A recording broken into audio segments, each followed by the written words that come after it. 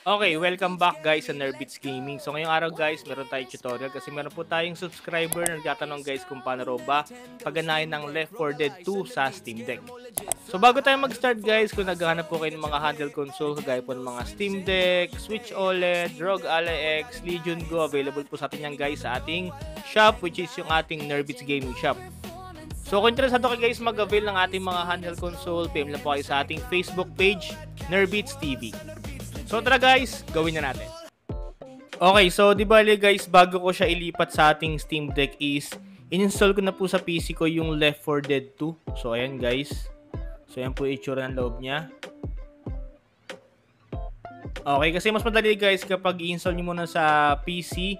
Pwede rin naman kung wala kayong PC, direct yung i-install sa sa Steam Deck, mas matagal nga lang. Okay, so first natin gagawin guys is punta po tayo sa Discover.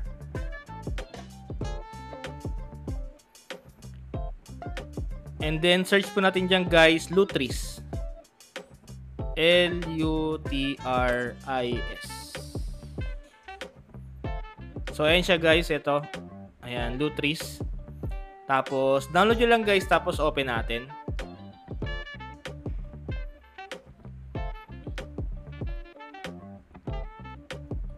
Okay, so ayan guys, yung ating Lutris. So bago tayo mag-start guys, punta tayo sa ating file manager. Sa may documents lang guys, gawa po tayo ng folder dyan. So click nyo lang guys yung L2 para makagawa po kayo ng folder. So L2, ayan, tapos create new. And then folder. Tapos para mapalabas nyo guys yung keyboard, click nyo po yung X. Ayan, tapos lagyan nyo lang dyan guys, folder name is prefix. Prefix. Ayan, prefix. Okay, so meron tayong prefix na folder. So balik tayo guys sa Lutris. So next natin gagawin guys is click natin yung add button, ito, left side. Ayan. And then add locally installed game.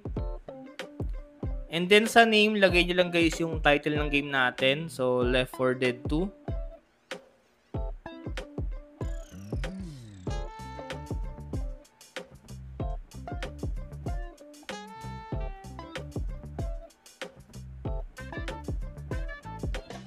So ayan guys, Left 4 Dead 2, tapos sa runner, click nyo po wine. Ayan, choose wine, and then game options, executable, click nyo po rito guys yung 3 dots. And then punta po tayo guys sa ating game folder, yung ating Left 4 Dead 2. So sa akin kasi nasa SD card.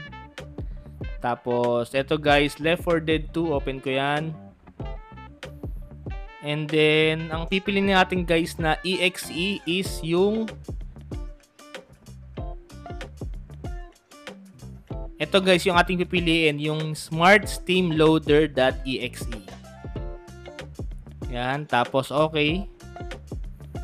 And then sa wine prefix guys, ito yung ginawa natin kanina. So click 3 dots and then punta po tayo sa documents. Tapos, eto guys, yung ginawa natin na prefix folder.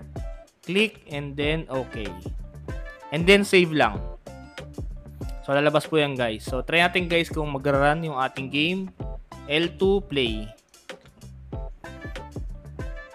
Okay guys, bumukas naman siya. Tapos, syempre guys, hindi nyo ito dito lalaroin sa Lutris. So, lalaroin nyo pa rin po ito sa ating Steam OS.